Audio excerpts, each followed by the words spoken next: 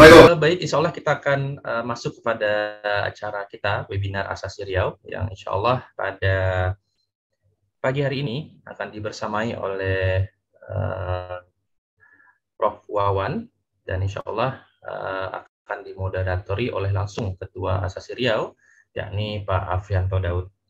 Mungkin sebelum saya serahkan kepada Pak Afrianto Daud, saya izinkan membaca CV beliau. Beliau adalah seorang dosen di Universitas Riau, tepatnya di Prodi Bahasa Inggris, Pendidikan Bahasa Inggris. Beliau menamatkan atau menempuh studinya selesai di S3 di Monash University. Singkat profil dari Pak Afrianto Daud, PhD, yang insya Allah mungkin nanti bisa berkenalan langsung lebih pada beliau. Kepada Pak Afrianto, silakan kami persilakan untuk membantu acara webinar kita. Terima kasih. Mohon maaf atas segala silap dari saya selaku MC. Baik, Assalamualaikum warahmatullahi wabarakatuh. Assalamualaikum warahmatullahi wabarakatuh. Baik, Bapak Ibu. Ya, kita buka lagi. Assalamualaikum warahmatullahi wabarakatuh. Terima kasih pada Pak MC, Pak Indra Purnama, dan teman-teman panitia.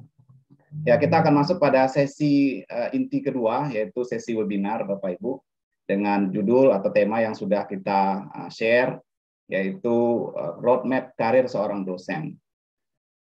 Sebagai seorang dosen, kita sering mendengar bahwa misalnya guru besar adalah jabatan tertinggi administrasi ya sebagai seorang dosen. Jadi mau tidak mau saya pikir memang menjadi guru besar itu perlu jadi salah satu mimpi kita. Agak aneh kalau misalnya akademisi nggak punya mimpi menjadi guru besar ya. Walaupun sebenarnya nggak mesti juga jadi guru besar kalau mau bicara simple gitu ya. Misalnya masuk surga nanti Allah juga malaikat juga nanya guru besar atau tidak misalnya kan. Tapi that's not the point gitu ya. Poinnya adalah dalam konteks menjadi seorang profesional di perguruan tinggi, saya pikir itu perlu menjadi impian kita. Kenapa? Karena itu nanti insya Allah menjadi jalan bagi kita untuk melakukan banyak hal tadi itu. Ya, salah satunya kontribusi tadi itu di bidang kita. Nah, tapi untuk ke sana bukanlah jalan yang datar ya, tidaklah jalan yang penuh dengan bunga-bunga di sisi kiri kanannya. Mungkin ada challenge ya, ada ups and down dan sebagainya. Untuk itu kita perlu belajar kepada teman-teman yang sudah duluan sampai ke situ. Nah, untuk itulah hari ini kita undang Bapak Profesor Wawan Dewanto PhD. Ini kawan saya atau kita gengnya Monash ya, kita pernah bertemu dulu di Monash University, dan beliau salah satu profesor muda di ITB di bidang entrepreneurship dan startup ya. Jadi terima kasih Prof. Wawan telah hadir bersama kita. Prof. Wawan tolong say hello sedikit, apakah sudah di sini? Prof. Wawan? Sudah. Alhamdulillah sudah ya. Baik. Untuk lebih kenal Prof. Wawan, Bapak Ibu, saya akan bacakan sedikit profil beliau. Ya, sekali lagi, Profesor Wawan Dewanto adalah dosen di bidang entrepreneurship dan teknologi, manajemen teknologi ya di ITB saat ini. Beliau menamatkan S1 di ITB juga di teknik industri. Bentar, saya klik. Ya benar ya.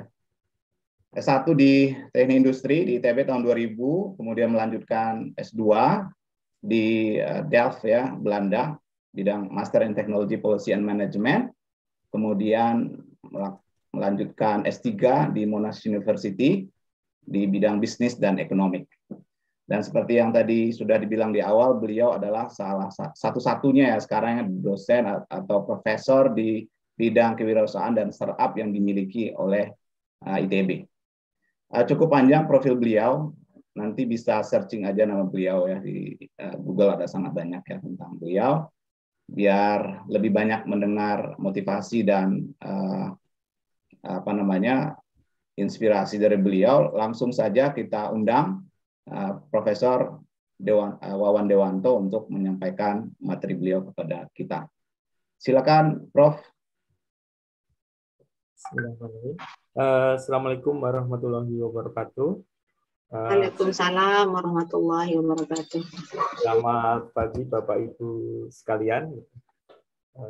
Saya mengucapkan terima kasih ini kesempatannya diberikan kepada saya. Ini Dr. Afianto Daud ini dulu teman seperjuangan di Mones, gitu. Teman seperjuangan dalam arti yang sebenarnya ya. Kalau kerja part time juga bareng, gitu. Kemudian kalau barbekyuan juga bareng. Gitu. Kemudian kalau diskusi juga sering bareng. Gitu. Kan kalau kita sama dosen kan, kalau ke mahasiswa kita biasa pakai kuis ya. Sebelum mulai saya pengen memberi kuis sedikit ya. Boleh tahu nih bagi Bapak Ibu sekalian. Kemarin saya tanya ke Pak Afrianto Daud, ini pesertanya dari mana? Wah, open gitu. Jadi bukan hanya dari Riau, tapi open bagi semua ya. Nah, coba pengen tahu. Coba raise hand bagi Bapak Ibu yang berasal dari Riau.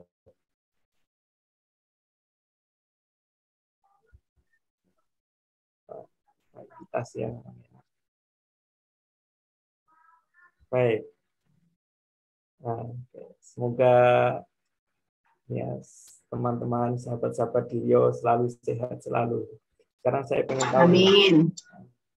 Siapa dari Bapak Ibu peserta Zoom yang berasal dari luar Riau? Sekarang yang gantian yang dari luar Riau.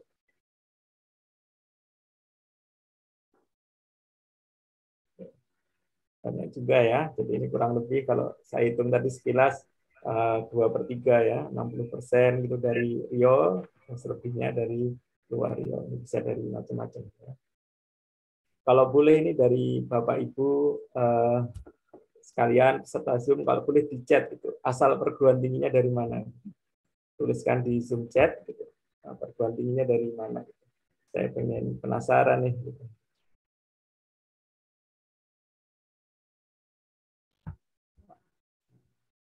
Oh, ada yang dari Pontianak, luar biasa. Ada yang dari Bandung, wow, macam-macam ya. Ada yang dari Jambi, ada yang dari Gorontalo, Bengkulu, ada dari Bandung,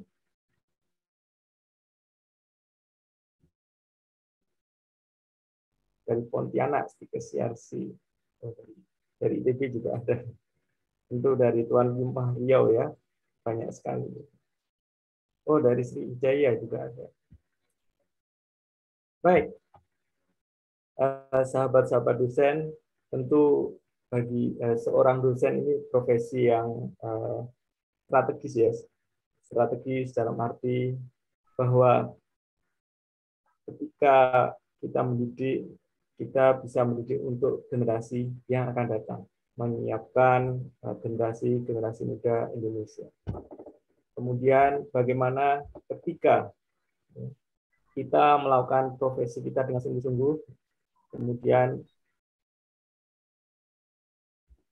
mendapat gaji honor, nah itu nanti kita bisa menyisihkan sebagiannya untuk amal jariah kita.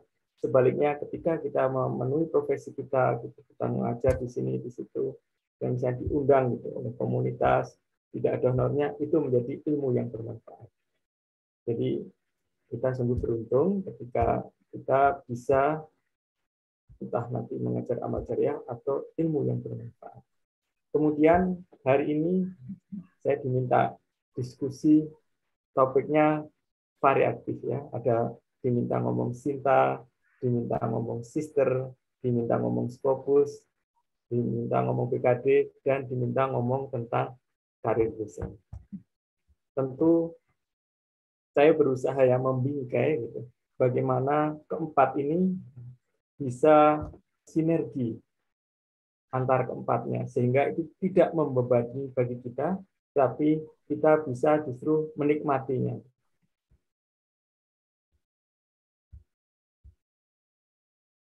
Baik.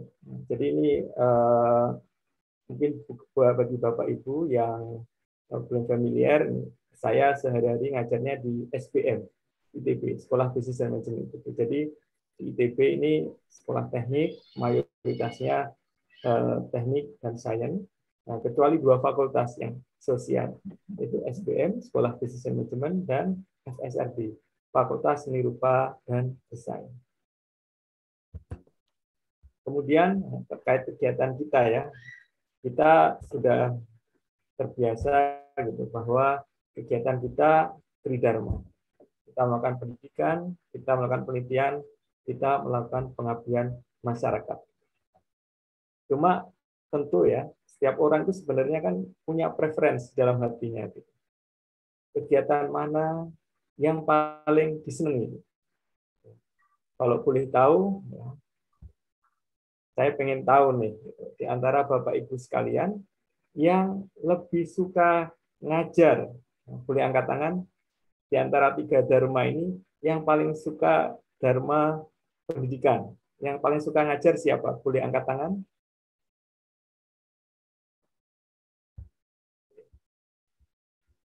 Kemudian, siapa yang paling suka ngebimbing?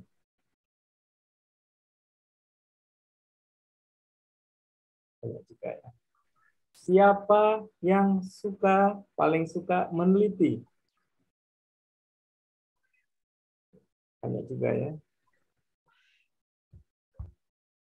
Siapa yang suka pengabdian masyarakat dalam bentuk pelatihan? Merata ya.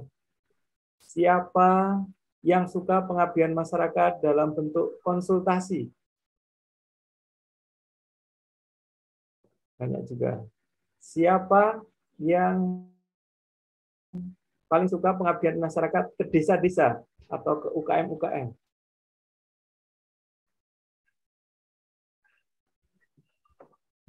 Baik, merata ya. Siapa yang suka semua? Jadi, di satu sisi tentu kita punya preferensi ya ke dharma tertentu ya. Mungkin kita ada yang suka di pendidikan, ada yang suka di penelitian, ada yang suka di pengabdian masyarakat. Tetapi tentu ya, kita sebagai dosen mau nggak mau, supaya kita profesional, kita melaksanakan ketiganya. Dan makin ke sini gitu, tentu ekspektasinya itu semakin meningkat ya. Jadi dharmanya nih, ketika tridharma itu tetap gitu, mulai dari dulu 20 tahun lalu, misalnya Pak Afrianto, saya masih mahasiswa, kemudian pada 10 tahun lalu pada saat kami S3 maupun sekarang, tridharmanya tetap. Tetapi ya, kelihatan sekali gitu, ada shift, gitu, pergeseran. Kalau beberapa waktu lalu penekanan adalah pendidikan, pengajaran, kemudian pembimbingan. Kalau sekarang mulai agak di-shift, gitu, lebih banyak di penelitian, seperti itu. Tentu sesuai gradasinya ya. Kalau asisten ahli lebih banyak ngajar. Pelan-pelan makin ke guru besar itu penelitian lebih banyak. Harapannya seperti itu. Nah, oleh karena itu mau nggak mau agar kita bisa survive, kita harus mendayung mengikuti memanfaatkan arus tersebut. Jangan sampai kita malah tenggelam. Karena itu setelah mendayung ini perlu kita sesuaikan. Jadi tadi ada 5 keyword ya. Nah, sekarang saya memisah 5 keyword itu menjadi 2. Yang pertama adalah karir dosen, sister, dan PKD. Kemudian nanti yang 2 lagi, Sinta dan Scopus, nah itu di bagian kedua. Kenapa? Karena ketika keyword ini, karir dosen, kemudian sister, kemudian PKD, kemudian penilaian angka kredit, ini terkait dengan profesionalisme kita dosen secara keseluruhan. Jadi tiga-tiganya terkait dengan tridharma. Sedangkan Sinta dan Scopus itu terkait penelitian. Kemudian gitu, ketika kita melihat ini, saya akan melihat ini sebagai input proses output. tentu output yang diharapkan kita dalam rangka karir khusus adalah bagaimana supaya kita mendapatkan penilaian angka kredit yang sesuai. Nah, ini outputnya. Kemudian sister ini kan terkait sistem informasi, proses, bagaimana mendokumentasikan proses tridharma kita. Dengan BKD, ini adalah input buat saya.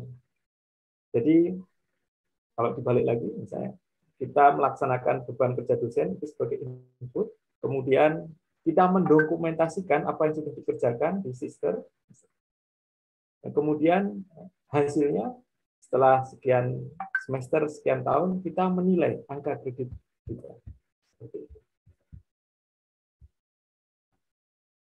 Tentu, ya, tadi sedikit saya ulas bahwa PUPAK 2019 ini sangat berbeda dengan PUPAK sebelumnya, ya, di mana bobot penelitian ini makin lama makin meningkat. Jadi asisten ahli pendidikan lebih besar daripada penelitian. Lektor pendidikan masih lebih besar daripada penelitian. Ketika lektor kepala mulai imbang, dan ketika mau guru besar diharapkan lebih besar. Sedangkan pengabdian masyarakat, entah bentuknya pelatihan, konsultasi, atau kita ke desa-desa, ini diharapkan memang dijaga di bawah 10%. Tentu persentase ini kan sebenarnya menunjukkan ada shift gitu ya. Bagaimana di awal-awal kita banyak mengajar dan membimbing, kemudian semakin bertambahnya jabatan struktural, jabatan fungsional, maka diharapkan kita lebih banyak meneliti. Dan kemudian terkait meneliti, ya kita juga lihat ada gradasinya. Tentu kalau asisten ahli, jurnal nasional, lektor juga jurnal nasional, ketika lektor kepala ya mulai naik. Dan ketika mau guru besar, tentu semakin naik lagi, jurnal internasional bereputasi. Jadi memang ada sebuah gradasi di sini. Kemudian terkait tadi, jadi itu ketika kita ngomong karir dosen, maka outputnya kan tadi melalui PAK, penilaian angka kredit. Kemudian kita lihat bagaimana terkait aktivitas kita sehari-hari.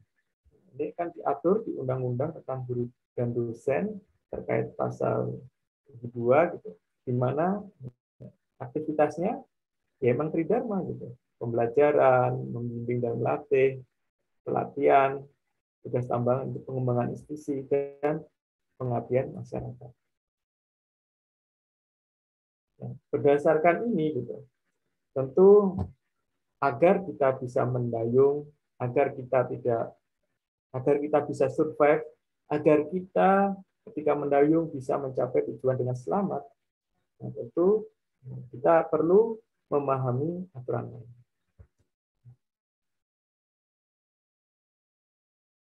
Pemerintah berusaha saat ini ya, berusaha untuk membangun sister ya, sebuah sistem informasi yang terintegrasi, yang di satu sisi bisa memetakan BKD kita, beban kerja dosen kita tadi, inputnya tadi ya.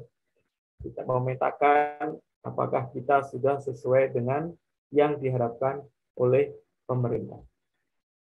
Di sini, di sistem informasi yang terintegrasi ini diharapkan gitu. Nah, ini datanya bisa lengkap, mulai dari data pribadi, mulai dari tridharma tadi, pengajaran, penelitian, pengabdian, kemudian pengembangan institusi, kemudian output dari kegiatan kita, publikasi, penghargaan, prestasi atau paten, kemudian benefit yang pernah kita terima, gitu, jabatan akademik, beasiswa, tunjangan, kemudian kualifikasi, gitu, pendidikan, sertifikasi, diklat, seperti itu. Ini idealnya seperti ini, sistem informasi yang terintegrasi. Ketika semuanya ada di sini, dan harapannya gitu, sistem informasi ini bukan hanya menunjang tadi terkait BKD ya, bukan tapi tadi memudahkan gitu untuk nanti kita untuk penilaian angka kredit. Sebelum adanya sistem tentu kita ketika mau naik pangkat, hitung angka kredit kita gitu. Ya, kita kan mencari dokumen-dokumen yang terserat. Nah, kalau sekarang itu kan semua ada di sini ya, kita tinggal menambahkan, kalau ada yang kurang tinggal memeriksa sebenarnya.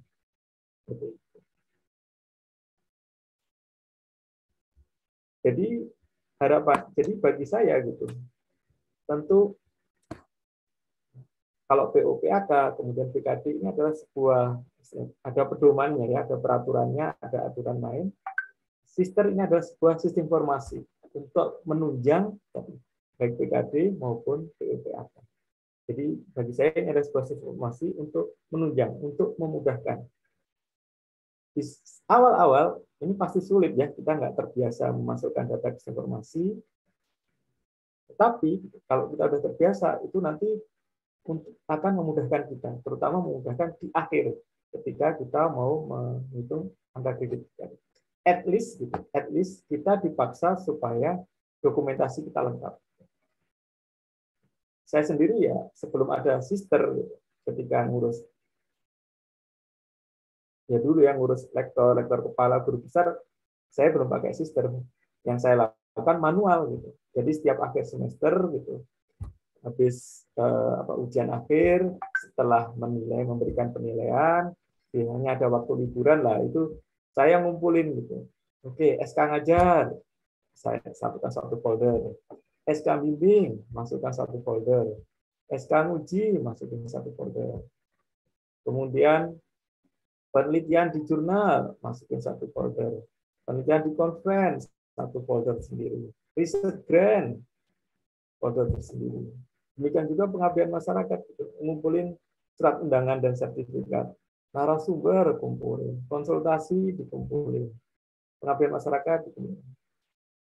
Secara manual, artinya rekan mandiri ya. Dengan adanya sistem ini sebenarnya kita dipaksa gitu, mau nggak mau kita rutin mengumpulkan, sehingga pas melakukan kenaikan jabatan itu ya minimal datanya udah ada sebagian besar lah, seperti itu. Bagi bapak-bapak, ibu-ibu yang sudah terbiasa ngumpulin tentu nggak susah, tapi emang ini di awal-awal juga susah gitu. Saya sendiri ketika ngisi, aduh banyak banget yang harus diisi gitu. Tapi karena ini bagian dari kewajiban, dinikmati, berusaha menikmati. Karena itu kan dengan kita menikmati, karena ini merupakan profesi kita, tentu itu lebih memudahkan.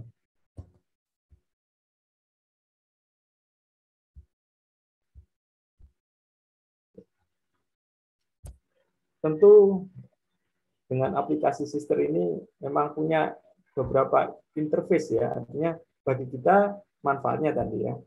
Kemudian bagi Dikti, apa manfaatnya? Dikti bisa memantau dosen-dosen di seluruh Indonesia ini posisinya seperti apa.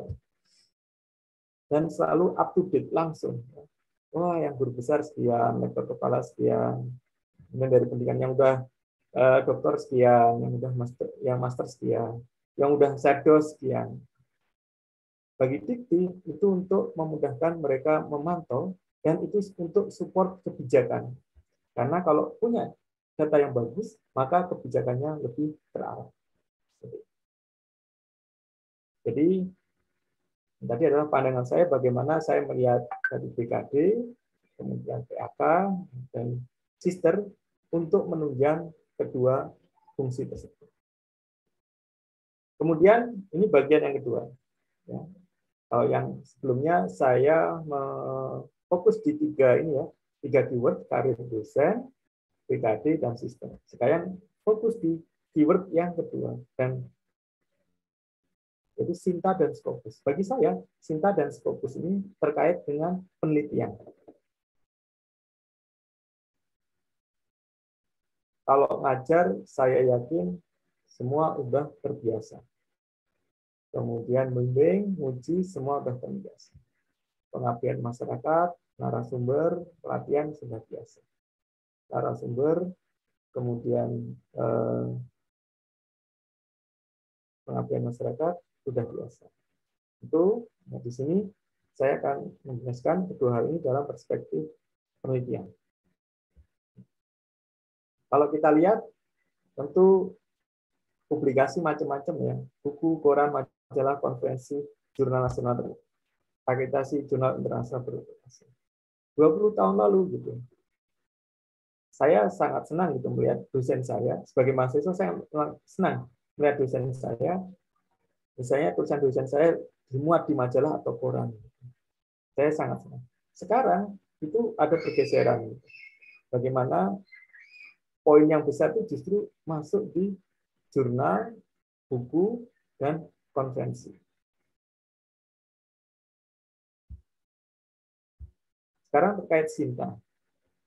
Tentu di Sinta ini, bagi kita, gitu, paling enggak kita bisa memantau publikasi kita seperti apa. Pada saat saya mengurus penilaian angka kredit, waktu itu sisternya belum ada ya. Tapi saya Sinta udah ada waktu itu. Jadi yang saya lakukan ketika mau mengurus kenaikan pangkat untuk bagian penelitian, saya ngeceknya di sini gitu. Saya ngecek di sini. Saya pernah nulis apa sih? Gitu. Saya ngeceknya di sini. Saya ngecek di sini, saya ngecek di Scopus saya, dan saya ngecek di Google Scholar saya. Dan juga di Publon. Jadi saya ngecek di situ. Gitu. Jadi saya bukan ngumpulin dari dokumennya, saya tinggal download aja paper saya dari Scopus, paper saya dari Google Scholar, gitu. Karena semuanya berada di sini. Baik yang conference, yang jurnal, yang book chapter, atau yang buku. Bagi Dikti, dengan adanya Sinta ini, bisa gitu memantau gitu perkembangan dosen seperti apa. Kemudian perkembangan perguruan tinggi seperti apa. Dan secara nasional, perkembangan penelitiannya seperti apa. Jadi setiap ada Kemendikbud ini meluncurkan sebuah informasi, tadi ada beberapa phase. Ada yang manfaatnya bagi dosen, ada yang di kementerian. Tentu di sini kita bisa memantau gitu. Kita sudah membuat Scopus berapa, membuat Google paper di Google Scholar berapa, Web of Science berapa. Jadi manfaatnya bagi saya adalah waktu saya mau mengurus kenaikan pangkat untuk yang bagian penelitian, saya tinggal lihat di sini gitu. Judulnya apa saja. Sebenarnya apa sih Scopus ini? Scopus ini sebenarnya adalah sebuah database. Jadi ini adalah Sinta, kemudian di Sinta ini ada Google Scholar dokumen, ada Rama dokumen, ada Web of Science dokumen, ada Scopus dokumen. Jadi Web of Science, Scopus, Google Scholar ini adalah sebuah database. Database yang berisi jurnal-jurnal, termasuk artikel-artikelnya dari berbagai sumber. Kebetulan di antara tiga ini tentu yang paling lebih top Web of Science, kemudian Scopus, kemudian Google Scholar. Dan pemerintah memilih yang Scopus. Kenapa? Ya, karena salah satunya juga kalau misalnya pemeringkatan universitas, THE dan US itu biasanya juga melihat dari sebuah perguruan tinggi itu berapa dokumennya dan berapa citasinya. Jadi memang ada pemerintah punya keinginan untuk membuat standar peneliti. Kemudian pada saat yang sama pemerintah ini perguruan tingginya juga berkembang. Ranking US sama THE-nya diharapkan di sana. Nah, jadi sekali lagi database riset itu beberapa macam-macam ya, di antaranya Web of Science, Scopus, dan Google Scholar. Dan plan yang dipakai ini adalah Scopus.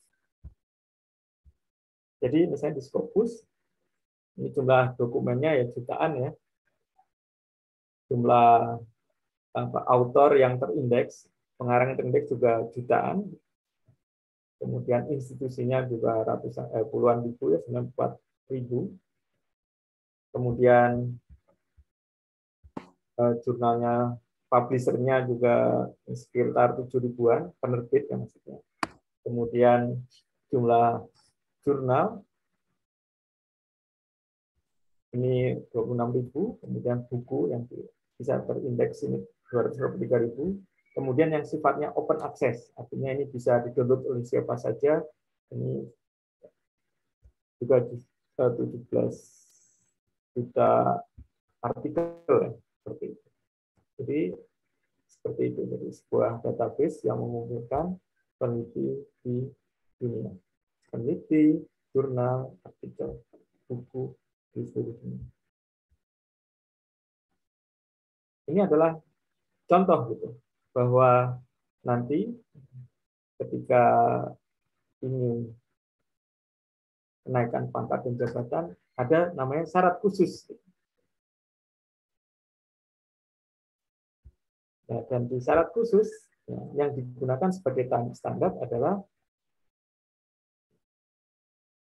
indeks Scopus ya, indeks Scopus atau World of Science. Ya, oleh karena itu, ya, selain ini ada syarat khusus terkait pembimbingan ya, sekian angka kredit untuk pembimbingan.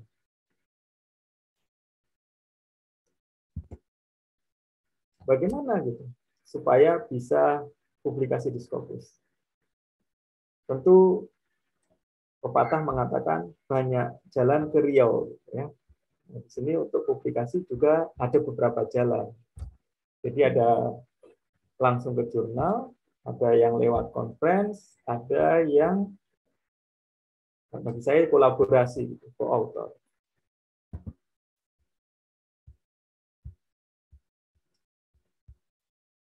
Jadi kita bisa ketika menulis publikasi langsung ke jurnal yang bersangkutan. Nah, di jurnal ya kita cari, misalnya kita meneliti kira-kira yang cocok jurnal apa, publikasinya apa. Jadi kita bisa langsung submit ke jurnal tersebut. Kebetulan kalau yang ini dulu pas terkait disertasi saya pas di Monash University. Kemudian dari situ, kalau jurnal yang top itu mungkin kita malah nggak bayar ya. Jadi kebetulan kalau kedua ini saya nggak ngeluar uang, jadi memang gratis gitu. Kalau jurnal ini sempat ditawari gitu, udah diterima, ditawari kamu mau open akses atau plus akses. Nah, saya pilih waktu itu pas tidak ada uang, saya pilih plus akses. Jadi saya tidak keluar uang, bisa terbit. Kemudian bagaimana ngecek sebelumnya? Biasanya saya masuk di Skimaku. Saya biasanya masukkan di sini keyword-nya gitu. Misalnya penelitian saya tentang entrepreneurship, masukin entrepreneurship, nanti keluar udah Avianto gitu tentang English language, bahasa Inggris. Diklikin keluar. Bisa juga ngekliknya berdasarkan subjek ya. Jadi topical. Nanti keluar macam-macam. Nah, di sini yang perlu dilihat ini SCR-nya. Cuma emang serunya SCR ini naik turun. Jadi saya pernah dirugikan dan pernah juga diuntungkan. Maksudnya tadi kan ada cut off ya dari dikti. SCR itu sekian. Pernah saya dirugikan dalam hal wah pas mau ngajuin 0, sekian. Ternyata di tengah jalan turun. Saya pernah juga gitu. Awalnya sedikit, ternyata pas mau diajukan naik. Gitu. Nah, jadi kita perlu lihat lah kira-kira kalau mau mengajukan kenaikan pangkat sebagai syarat khusus cari yang aman, Kemudian bisa juga ada cerita continue and discontinue. Jadi kalau di Skimaku adalah yang pernah di Scopus. Bisa jadi gitu. Ya, pada saat kita masukin itu terindeks Scopus, pas kita mau udah diterima Scopus yang saya publish-nya 2018, tiba-tiba 2020 didiskon, itu bisa jadi. Jadi memang kita ngeceknya dua, di Skimago dan di Scopus.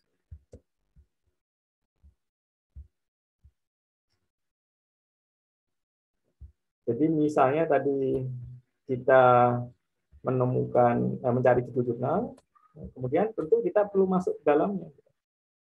Nanti nama jurnal diklik, kita lihat itu. Kira-kira dilihat dari scoop dari jurnal tersebut, paper kita masuk enggak? Jadi kita harus melihat dulu. Gitu. Jadi bukan sekedar melihat judul jurnalnya, tapi juga deskripsinya. Kira-kira jurnal itu. Yang kedua, publikasi melalui conference. Jadi beberapa panitia conference ini bekerja sama gitu dengan jurnal. Cuma gitu, ya kita harus ngecek dulu gitu, ya, ngecek dulu gitu. Jurnal yang kerjasama dengan conference ini detail ini all diterima atau diseleksi. Kemudian yang perlu dicek lagi, ini jurnal yang berkaitan ini predator atau tidak, aman atau predator. Kemudian yang dicek lagi, ini gratis atau berbayar. Jadi dari awal sebaiknya kita tahu gitu, pas mau ikut conference kita cek semua gitu. Soalnya emang ada yang aman, ada yang enggak. Kemudian bagaimana cari conference? Biasanya saya masuk ke website Conference Alert. Saya bisa searching berdasarkan bidang studi, bisa juga berdasarkan negara. Kalau sebelum pandemi ya, saya ngeceknya negara pastikan. Wah, saya punya uang untuk conference sekian. Gitu. Nah, kira-kira cukupnya ke negara mana? Kalau sekarang pandemi kan boleh online semua, jadi saya bebas aja, cari aja mau di Amerika, di Indonesia, di Eropa, di Belanda, biayanya sama-sama saja. Kan cuma biaya conference, kita nggak perlu ada biaya transportasi ke sana, kita tidak perlu biaya akomodasi ke sana. Jadi emang biasanya cari conference. Jadi emang agak lama gitu ngecekin satu-satu gitu. Ini kira-kira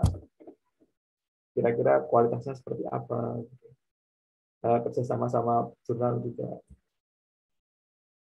Ya, beberapa perguruan tinggi biasanya kalau mau cepat ya tinggal lihat wah afiliasinya dari perguruan konferensinya di perguruan tinggi atau dari swasta dari conference organizer-nya siapa gitu.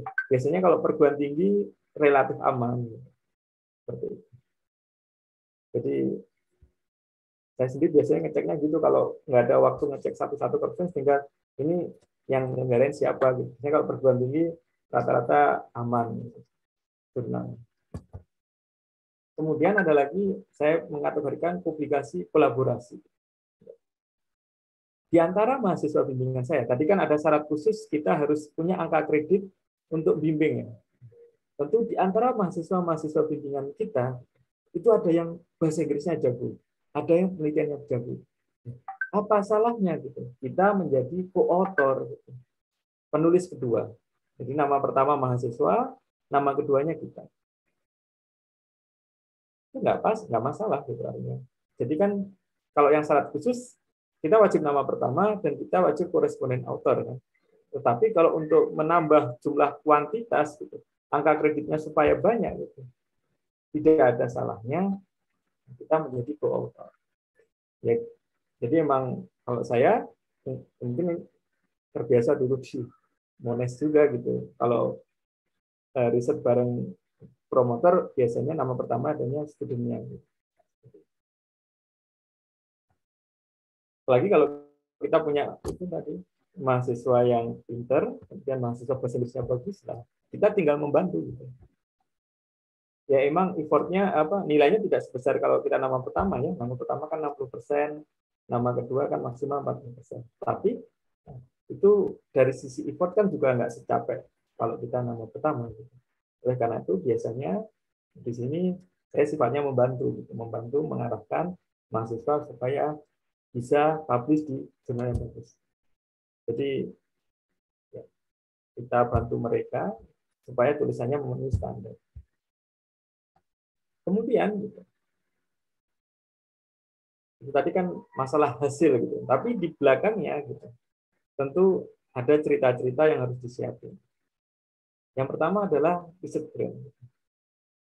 Nah, tentu kalau kita pengen punya publikasi dan nama pertama kita perlu mencari riset grant. Gitu. Dari riset grant itu kita mendanai riset tersebut. Kita merekrut misalnya 1 dosen muda, gitu. Kita merekrut 2 riset asisten. Jadi kalau ada mahasiswa bimbingan yang bagus kita rekrut, kita memberikan honor dari riset grant tersebut. Kita mengumpulkan data. Kalau sosial kan biasanya kuesioner, wawancara. Gitu. Kalau yang engineering biasanya kan eksperimen. Itu semua dari riset grant tersebut. Kalau riset grant-nya sudah jadi, kalau kita punya riset grant, gitu, misalnya ya, kita bahasa Inggrisnya pas-pasan, gitu, atau maka kita bisa meng-hire proofreader kan untuk ngecek bahasa Inggris kita bagus apa enggak. Jadi riset grant itu bisa untuk melakukan penelitian, merekrut riset asisten, dan membayar proofreader. Kemudian sebelum dipublish tentu kita harus ngecek jurnal yang kita tuju itu predator atau enggak, paper kita plagiat atau tidak.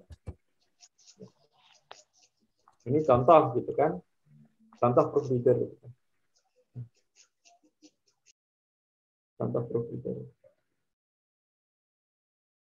Mungkin kalau di kita nih, Prof. Afrianto Daud ini proofreader yang bagus, kemampuan bahasa Inggrisnya luar biasa. Gitu.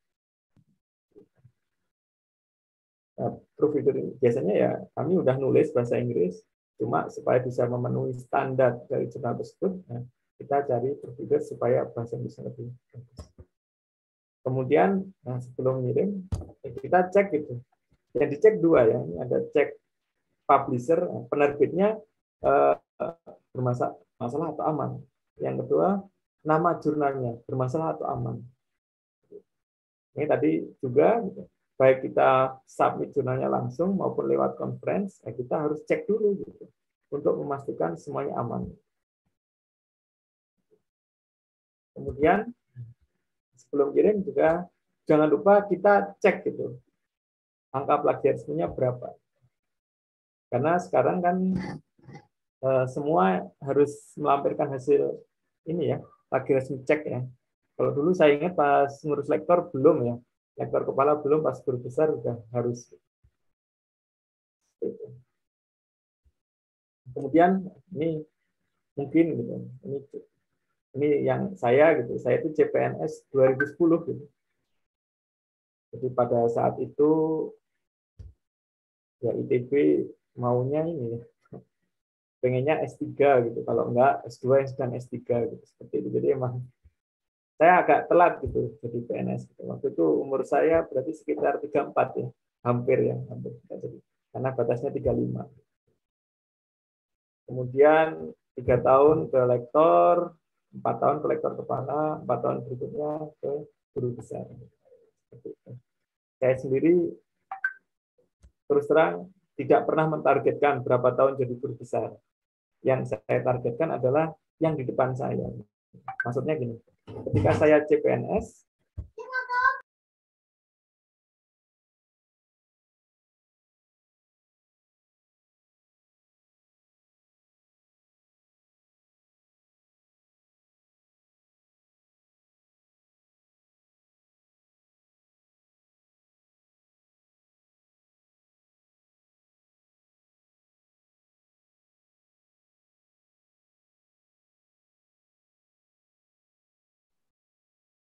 Kita tunggu sebentar ya Bapak Ibu.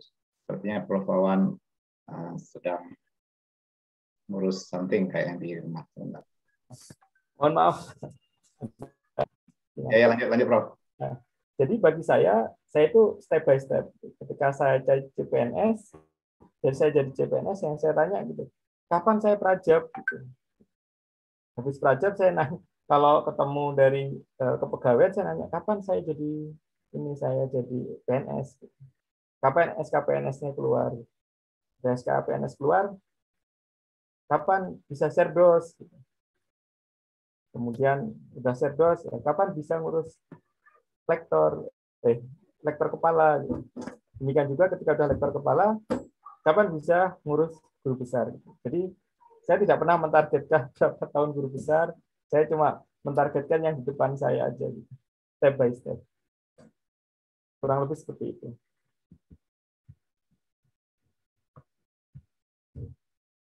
Baik, mungkin sekian dari saya. Terima kasih. Saya kembalikan ke Uda Afrian terkait. Baik, luar biasa. Terima kasih Prof. Wawan Dewanto. Jadi memang kita ya alhamdulillah mengundang orang yang tepat ya untuk cerita tentang roadmap karir dosen ini. Seperti kita lihat pada slide terakhir, 2 slide terakhir ya, kedua terakhir menurut saya. Jadi dalam 10 tahun ya, Prof. Wawan alhamdulillah berhasil sampai yang kita sebut dengan jabatan tertinggi ya, seorang dosen guru besar. Nah ini insya Allah saya pikir menginspirasi kita semua. Dan untuk sampai ke situ, beliau sudah cerita beberapa hal, beberapa keywordnya tadi sudah dibahas. Jadi kalaupun misalnya sebagian kita kadang merasa agak gimana gitu ya dengan beberapa kewajiban yang seperti administratif, seperti ngisi sister, terus datang lagi BKD, macam-macam ya kan. Kadang-kadang kan kita tuh resisten. Ini apalah kementerian banyak kali yang harus diisi gitu ya. Tapi ada kata kunci yang beliau bilang tadi juga, kita nikmati. Karena di end of the day itu juga dampaknya ke kita gitu. Nah baik teman-teman, kawan-kawan kolega dosen yang hadir pada hari ini, mari kita teruskan dengan diskusi ya. Mari kita gali apalagi rahasia-rahasia yang mungkin belum disampaikan oleh Prof. Wawan ini, sehingga kemudian mungkin bisa kita ikuti gitu.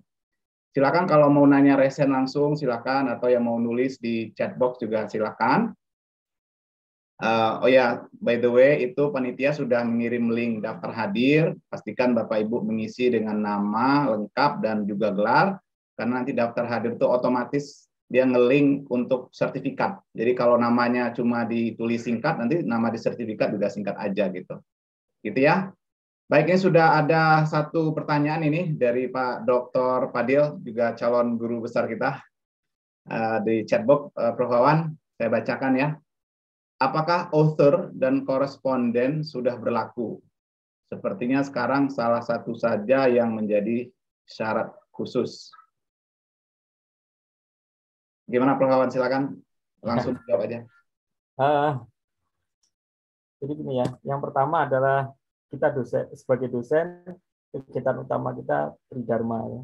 Kemudian sebagai dosen ya kalau saya sih sebenarnya pengen main aman aja gitu. Jadi untuk yang syarat khusus ya itu ya dua-duanya saya main autornya saya, koresponden autor saya gitu.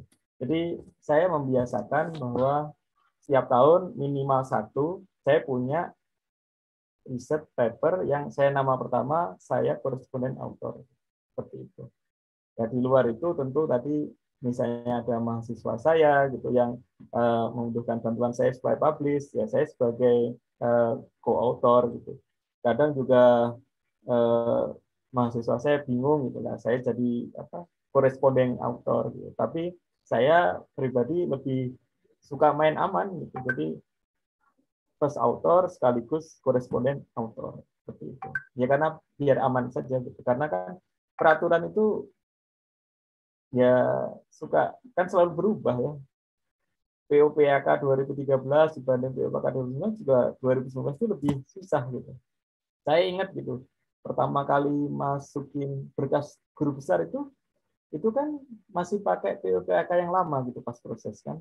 Waktu itu bilangnya jurnal internasional bereputasi. Jurnal internasional bereputasi itu kan dalam pemahaman saya identik dengan Q3 gitu. Saya punya 2 Q3.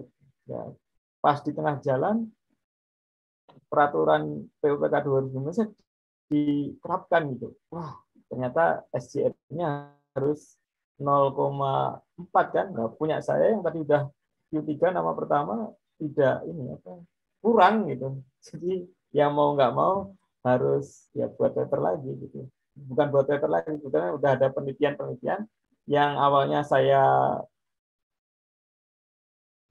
bukan prioritas, ya akhirnya saya ngejar tadi first author sekaligus correspondent author.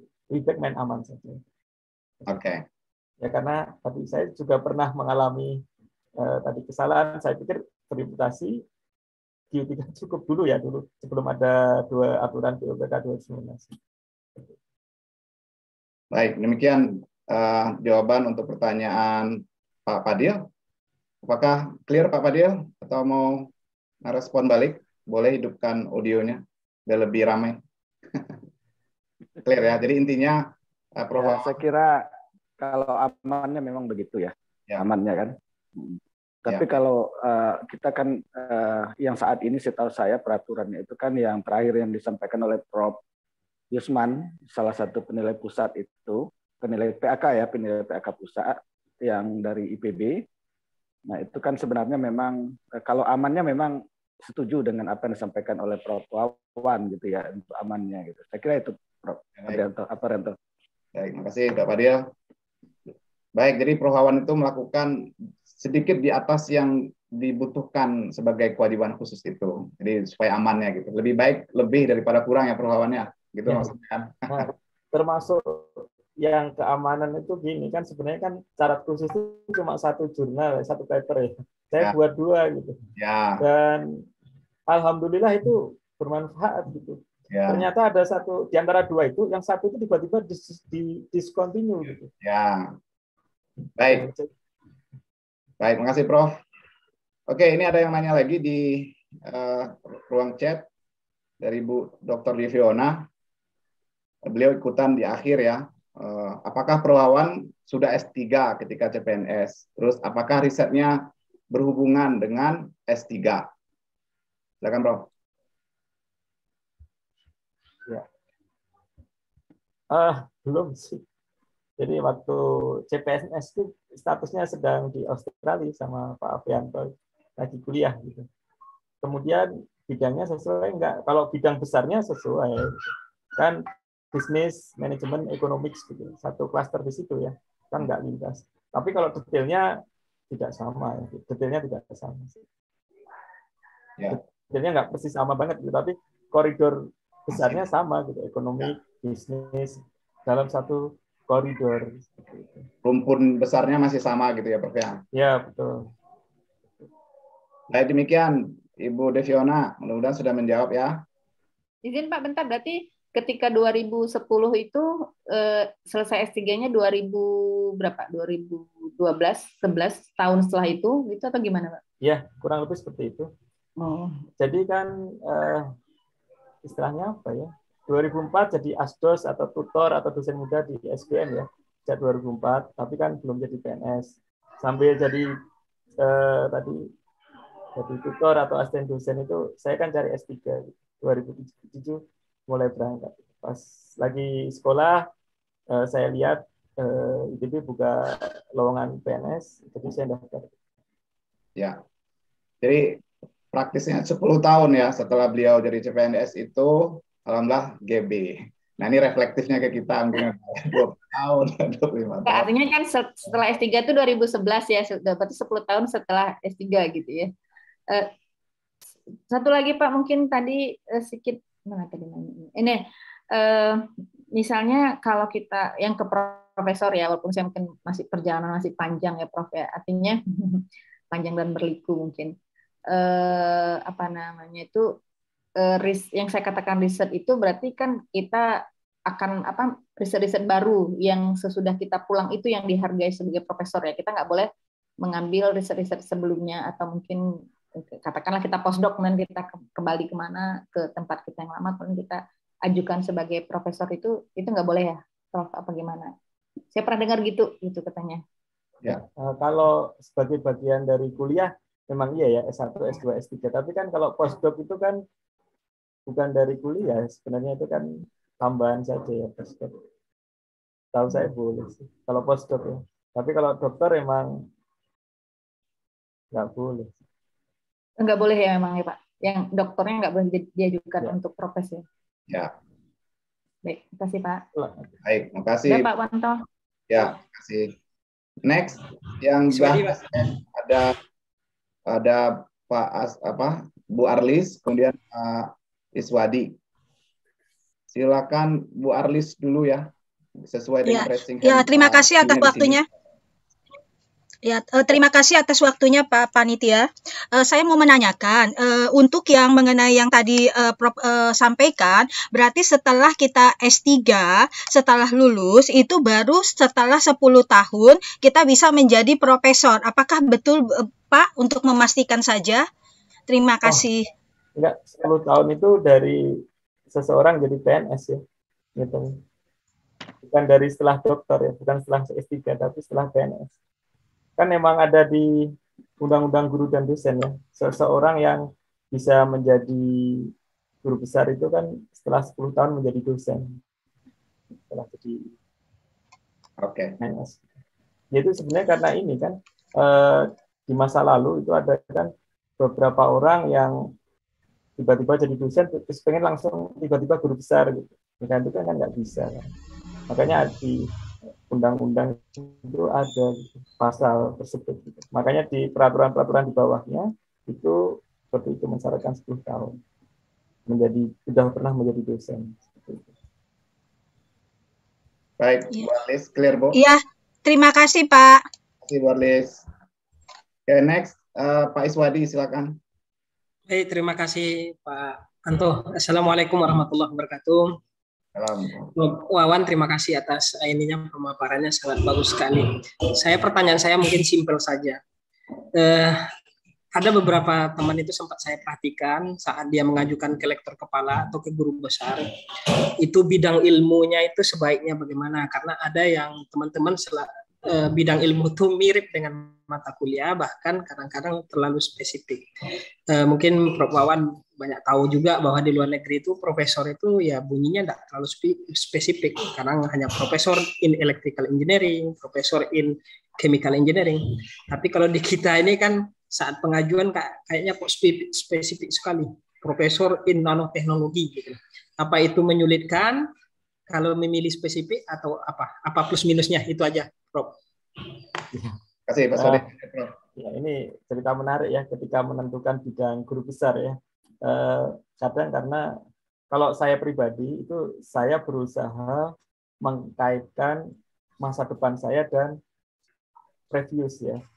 Jadi saya nanti pengennya apa gitu. Waktu itu kan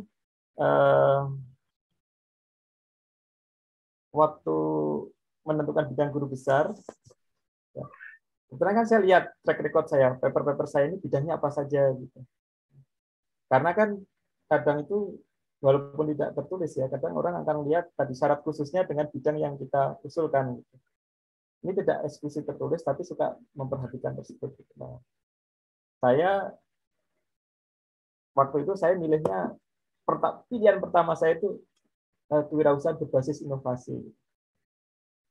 Tapi dalam perkembangannya melalui senat akademik, kemudian melalui dikti, bidang itu akhirnya berubah gitu. Akhirnya itu sempat berubah di senat akademik itu jadi ekosistem kewirausahaan. Kemudian di dikti berubah jadi kewirausahaan.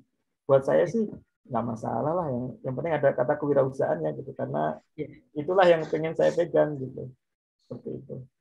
Jadi sebaiknya ya tadi melihat masa depan Anda, Pak Iswadi ini pengen nanti penelitiannya, ngajarnya, pengabdian masyarakatnya bidang apa dengan yang masa lalu gitu. Pasti ada benang merahnya gitu. Seperti itu. Ya tentu ada variasi-variasi sedikit ya, kadang kalau misalnya ngajar kita tiba-tiba disuruh minta membantu gitu mata kuliah umum lah, itu tentu tidak perlu dihitung. Yang perlu dihitung adalah mayoritas riset kita, mayoritas ngajar kita itu di bidang apa. Cuma waktu itu ya saya nggak terlalu ngotot sih masalah bidang, terserah lah pokoknya ada kata kewirausahaannya, mau kewirausahaan berbasis inovasi, mau ekosistem kewirausahaan, mau ekosistem dan kewirausahaan dan startup, nggak masalah.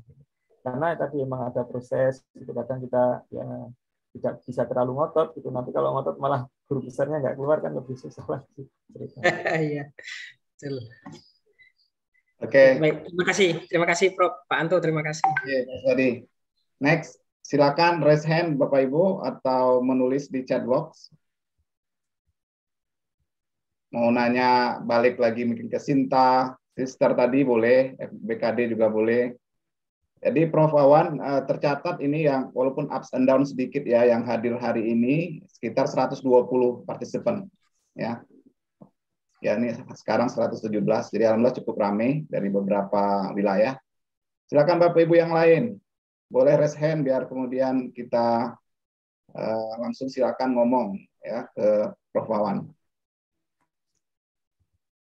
Kotak chat banyak, Pak Anto. Oh ya, siapa ya? Tolong raise hand Pak dengan reaction Pak. Biar saya bisa lihat, karena nggak muncul langsung di sini. Di kolom chat, Pak Anto. Oh, di kolom chat ya? Oh, oke, bentar. Oh iya. Oh, ada banyak sudah di sini ya. Dari Ibu Desi Sukenti, Prof. Oh, ini saya bacakan. Apakah ada syarat untuk kenaikan fungsional Magister 3 kolektor kepala? Apakah ada syarat Scopus? What do you mean by Magister 3, by the way, Bapak Ibu Desi? Atau Prof. Wawan ngerti maksud pertanyaan beliau? Magister 3 ini? Pendidikan S2 golongan 3D. Oh gitu ya? Okay. Ya, golongan 3D itu. 3D. Baik, silakan Prof. Wawan. Ya, ini terus terang aja Bu ya. Waktu saya ngurus kenaikan pangkat, saya itu nggak banyak nanya gitu. Tapi saya membaca aturan mainnya gitu. Saya baca langsung gitu. Kenapa gitu? Karena pada saat kenaikan pangkat itu bisa jadi gitu. Misalnya saya nanya ke Profesor A, bisa jadi Profesor A itu pakai peraturan yang lebih lama gitu. Jadi yang saya lakukan adalah melihat selalu peraturan yang update gitu. Makanya kalau ditanya spesifik seperti itu, ya saya akan bilang lebih baik lihat PUPAK-nya langsung. Karena saya waktu itu terserah bagian itu saya lihat sekilas saja, saya nggak lihat gitu. Karena kan memang dulu banget gitu. Yang bisa jadi rektor kepala itu kan kalau udah S3 gitu. Tapi yang sekarang kan S2 boleh gitu, rektor kepala. Tapi syaratnya beda, emang beda. Seingat saya beda. Gitu. Tapi kalau spesifik bedanya seperti apa, saran saya lebih baik lihat langsung di PUPAK. Saya khawatir nanti salah jawaban, nanti bilang, wah ini Pak Wawan nih, salah gitu kan. Jadi lebih baik langsung lihat teksnya saja gitu. Oke. Peraturan yang baru. Karena emang berubah-ubah gitu, terkait yang tadi S2 kolektor kepala gitu. Dulu sempat S2 kolektor kepala tuh diprotes, balik lagi ke S2. Iya, baik. Terima kasih. Terima kasih Bu Desi. Ya benar sekali ya. Penting sekali kita membaca peraturan terakhir. Karena saya juga ngalami ya ketika masuk naik pangkat, malah reviewernya yang bilang ini nggak boleh. Prof bukannya aturannya begini. Kemudian boleh di-forward ke saya peraturannya, kemudian saya forward. Oh oke, iya katanya. Artinya kadang reviewer sendiri itu juga nggak update gitu dengan aturan terbaru. Jadi harus kita pegang aturan terbaru itu, sehingga ada referensi kita. Oke. Terima kasih Pak Afianto. Kemudian pertanyaan lain saya bacakan dulu ya Bapak Ibu yang di chat ini. Dari Pak Mukhlis. Mengapa aturan PAK suka berlaku surut? Seharusnya dilihat saat terbit jurnalnya, belum discontinue. Bukan saat penilaian didikti. Gimana tuh, Prof? Ya. Jadi ada namanya peraturan, ada namanya kebijakan.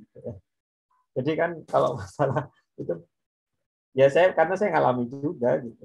Yang saya bilang ya waktu saya pengen membuat syarat khusus, waktu itu saya pengen aman lah. Saya nggak mau buat satu, saya buatnya 2 gitu. Dan ternyata kejadian gitu. Di tengah jalan, yang satu didiscontinue. Alhamdulillah saya aman, masih punya 1 lagi. Gitu. Seperti itu gitu. Dan yaitu kebijakan maksudnya gini gitu kan, ada pemeriksa yang detail banget kan, melihat masih terindeks atau udah discontinue gitu. Seperti itu gitu. Ya, contoh yang lain tadi ya, waktu saya pertama kali ngurus guru besar itu saya pakai PUPAK yang lama, itu kan belum ada syarat Skimago Jurnal Ranking ya, belum ada syarat SJR. Saya cuma buat Q3 nyantai lah, yang penting saya nggak ngotot, yang penting terpenuhi gitu. Ternyata tidak terpenuhi. Ya emang dalam perjalanannya seperti itu gitu. Ya waktu itu ya pakai prinsip ini aja. Kalau lancar bersyukur, kalau ada masalah bersabar gitu. Ya Jadi, gitu Pak Dr. Mukhlis, ya. Bersabar tapi jangan berhenti, lanjutkan usahanya. Karena kalau bicara aturan, kita nanti harus main di level pengambil kebijakan ya. Mudah-mudahan nanti salah seorang di antara kita bisa sampai pada level itu. Tapi saat ini kita kan pada posisi ini ya Prof ya, posisi pemakai ya dari aturan itu ya, kita harus menyesuaikan diri mau tidak mau. Oke, makanya mau aman lebihkan dari syarat minimal in case. Baik, terima kasih Prof. Jawabannya lanjut ke pertanyaan berikutnya dari Bu Resdati. Izin Pak Awan, boleh nanya, PE 2011 apakah ada perbedaan pada tahun 2001 ini? Gimana Prof? Nah, terus terang, saya setelah guru besar saya keluar, saya nggak terlalu memperhatikan ya jujur aja. Cuma saya ingat gitu, emang saya harus memperhatikan terus. Waktu saya ngurus kan mulai 2019 ya, mulai 2019 itu ngurus gitu. Saya ingat gitu, pertama itu keluar POPK pertama itu SCR itu 0,5 sama semua. Mau sosial, mau engineering 0,5. Tapi pas tahun berikutnya ada surat edaran ya, bahwa untuk yang sosial boleh 0,4 bisa seperti itu. Jadi seperti itu emang ya mau nggak mau emang ya kita update. POPK-nya sih nggak berubah ya, biasanya 5 tahun ya. Biasanya POPK 5 tahun, tapi kadang ada penyesuaian gitu. Dulu saya ingat pertama kali keluar POPK itu 80% mahasiswa bimbingan, kan susah sekali gitu. 80% mahasiswa bimbingan, 80 mahasiswa bimbingan. Ternyata kan direvisi 80-nya tetap, tapi angka kredit seperti itu. Itu contoh gitu, yang berubah karena ya banyak yang keberatan. Kemudian dipastikan seperti itu. Saya ya, terus terang setelah kalau 2021 ada perubahan apa lagi saya nggak ngikutin. Tapi yang saya alami sendiri tadi perubahan seperti itu, skema Kojuna ranking, kemudian masalah mahasiswa bimbingan. Saya ingat saya ngikutin aturan itu. Jadi saya punya folder khusus peraturan gitu. Jadi setiap ada peraturan baru saya baca itu. Cuma bukan baca semua ya, cuma bagian saya gitu. Saya tipenya gitu ya. Kalau pas lektor mau ngurus lektor kepala, saya cuma baca bagian lektor kepala aja gitu. Lektor kepala guru besar saya baca bagian guru besar aja. Saya enggak. Kenapa? Karena di kemudian hari kemungkinan akan diupdate lagi. Dan bagusnya sebelum diupdate cepat-cepat ngurus aja gitu. Bahwa di tengah jalan ada perubahan ya tadi pakai prinsip bersyukur dan bersabar saja gitu. Cuma jangan ditunda gitu karena tiap 5 tahun pasti berubah, dan kalau perubahan yang 5 tahun itu biasanya fundamental dan berat. Gitu. Tapi kalau yang update per tahun biasanya tidak terlalu berat sih. Baik, Prof. Terima kasih. Ya gitu, Bu. Intinya tadi balik lagi ke yang tadi, baca update terakhir dari aturan. Karena sekarang sangat mudah ya mengakses aturan-aturan itu, banyak bertebaran di internet itu. Pastikan yang paling terakhir ya, harus dipegang. Jadi jangan hanya bertumpu pada jawaban lisan seseorang, kita harus baca tertulisnya kayak mana. Itu begitu ya, Prof ya?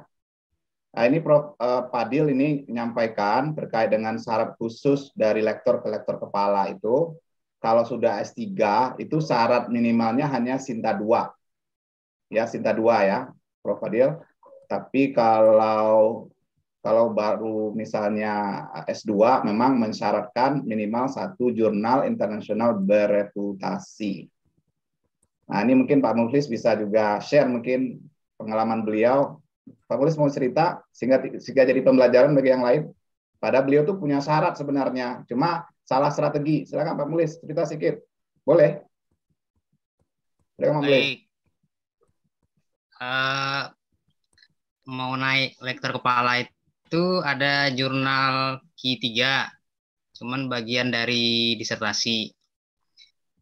Ketika diajukan itu ditaruh di nomor 1 sebagai persyaratan khususnya, dan jurnal nasional Sinta 2 ada di urutan bawah.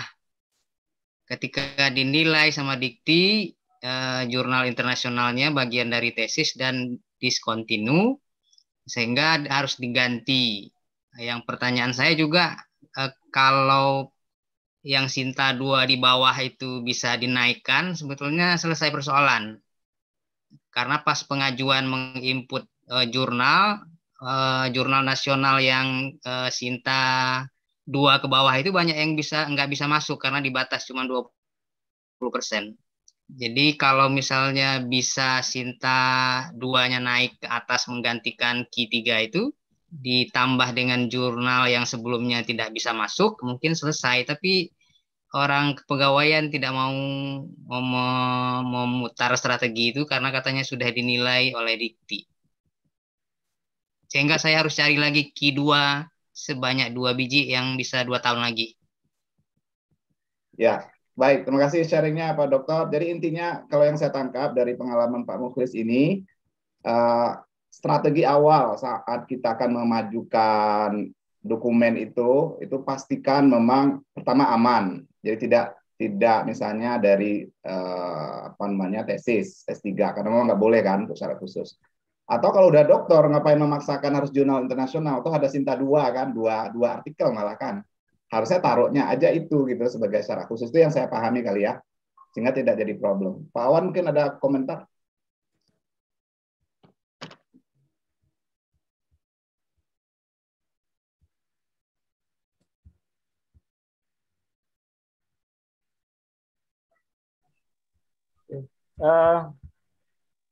Ya, jadi memang tadi ada peraturan dan ada kebijakan ya.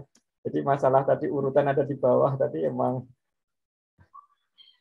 waktu saya ngurus juga ada yang ngingetin itu kalau syarat khusus taruh atas gitu, seperti itu.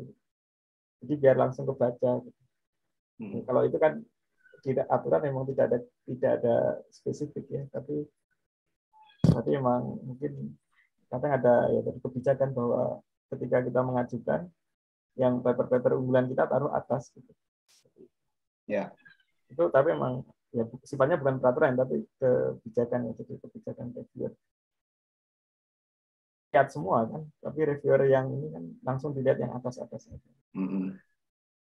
Baik, jadi kita doakan mudah-mudahan Pak Dr. Mukhlis tetap semangat ya, jangan menyerah. Ya, jangan menyerah.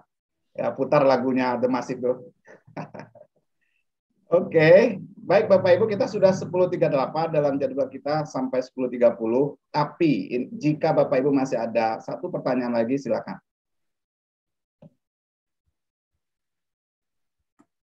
Oh ya, saya juga ingatkan Bapak Ibu silakan mengisi daftar hadir. Terus juga tadi Asasi Riau juga mengirim link. Jika Bapak Ibu yang domisili di Riau ingin bergabung bersama Asasi Riau, silakan diisi form itu. Ya, mari kita berkembang dan maju bersama dan berkontribusi bersama Asasi Riau. Ini terakhirnya Prof, ada satu pertanyaan dari Ibu Mandata. Not sure mandataris Ibu atau Bapak ya. Baik, saya bacakan. Assalamualaikum. Semoga Asasi ini menjadi wadah yang bisa memberikan informasi pengetahuan terkait akademisi. Amin. Izin bertanya. Saya saat ini belum asisten ahli karena saya baru alih fungsi dari tenaga administrasi ke dosen. TMT dosen saya 1 April 2021. Akan tetapi sebelumnya saya sudah memiliki NIDN dari tahun 2015 di sebuah perguruan tinggi swasta. Artinya saya sudah melaksanakan pengajaran pada saat saya mengajukan fungsional asisten ahli. Ternyata ditolak karena alasan belum setahun. Pertanyaan saya Prof, apakah memang seperti itu aturan dosen yang mau asisten ahli harus setahun dulu? Karena saya baca aturannya hanya berbunyi harus sudah mengajar minimal 1 tahun. Tapi saya sudah mengajar lebih dari 1 tahun. Mohon masukannya, Prof. Jazakallah khair. Ya kalau ya itu tadi itu contoh kebijakan ya. Kebijakan. Kalau saya mah kalau terus terang kalau saya ya apa ya, lebih suka memilih bersabar aja gitu. Majukin lagi berapa kan tinggal kalau cuma urusan setahun kan nunggu berapa bulan. Iya, sabar aja berapa bulan. Karena saya pernah ngalami gini. Jadi saya kan tadi cerita ya bahwa saya pada saat transisi PUPK 2013 dan 19 kan. Saya tuh masukin PUPK yang lama gitu. Sebenarnya waktu itu PUPK 2019 itu penetapannya kan mundur ya karena banyak yang protes ya. Waktu itu mundur sekitar 6 bulan ya. Diundur gitu. Sebenarnya pada saat saya masukin itu belum pakai yang baru gitu. Tapi kenapa saya nggak bisa gitu pakai yang lama gitu? Katanya karena nanti pada saat Bapak 10 tahun peraturan yang baru itu berlaku gitu. Jadi saya pas masuk ini tuh masih 9 tahun sekian gitu. Jadi memang kami ada aturan bahwa dari ITB, dari kampus ke Diktinya itu setelah 10 tahun. Tapi kalau pas proses, nggak ada masalah. Kalau tadi, jadi misalnya proses di fakultas, proses di senat akademik, itu nggak masalah, belum 10 tahun. Tapi ITB baru akan mengirim dokumennya ke pusat, ke Dikti itu setelah 10 tahun. Kan yang tadi kan terkait kebijakan, ya, peraturannya nggak spesifik, tapi kebijakan. Tapi akhirnya ya saya ya berusaha memenuhi saja gitu. Bahwa sedih, sebel gitu ada, cuma nggak mau lama-lama saya. Sebelnya mungkin seminggu lah, habis itu ya jalan terus lah.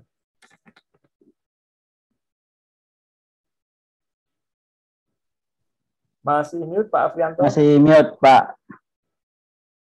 Oh ya, ya. Jadi tadi ada 2 kata kunci. Pertama harus bersabar dan move on ya. Jangan lama-lama sedihnya, ya, jangan lama-lama kesalnya. Karena waktu terus berjalan. Ya, mending disiapkan untuk yang ke depan. Baik. Alhamdulillah Bapak Ibu, luar biasa pencerahan dari Prof. Wawan. Mudah-mudahan dan saya yakin banyak hal yang kita dapatkan dari beliau hari ini, baik berupa strategi, motivasi, dan inspirasi ya kepada kita semua.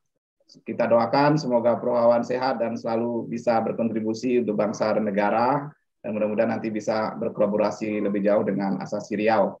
Terima kasih Prof. Wawan atas waktunya, dan terima kasih juga kepada Bapak Ibu yang hadir. Saya tidak akan menyimpulkan diskusi ini karena semua kita mungkin sudah bisa membuat kesimpulan sendiri-sendiri. Intinya ya tetap bergerak ya, mengayuh biduk mencapai Pulau Cita ya, bahwa ada halangan rintangan itu biasa. Insya Allah akan indah pada waktunya. Amin ya rabbal alamin. Saya kembalikan ke pembawa acara Pak Indra Purnama untuk mengakhiri sesi acara kita pada hari ini. Dan mohon maaf jika ada kesalahan. Assalamualaikum warahmatullahi wabarakatuh.